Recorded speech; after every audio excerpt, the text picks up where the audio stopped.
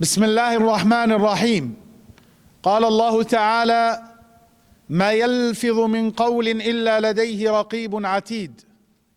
فالكلمة مسؤولية وأمانة، لا سيما إن كانت من أهل العلم.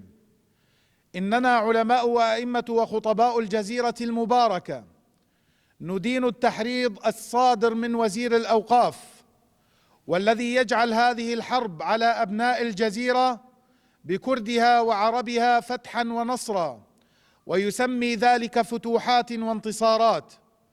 ونقول أيها الوزير: إننا مسلمون، وإن ما تدعو إليه يتعارض مع صريح القرآن والسنة النبوية المطهرة التي تدعو إلى حفظ الدماء.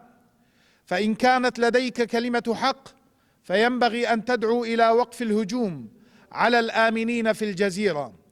وإن هذه الآية الكريمة: إذ تستغيثون ربكم فاستجاب لكم، نزلت في حرب النبي صلى الله عليه وسلم مع المشركين المحاربين.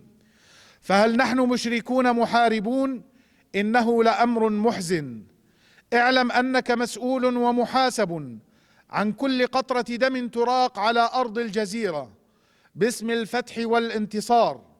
واعلم أن الله تعالى يقول: من قتل نفسا بغير نفس أو فساد في الأرض فكأنما قتل الناس جميعا، ومن أحياها فكأنما أحيا الناس جميعا.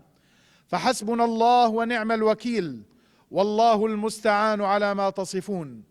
مؤتمر الإسلام الديمقراطي مجلس قامشلو، 1 شعبان 1447، 20/1/2026.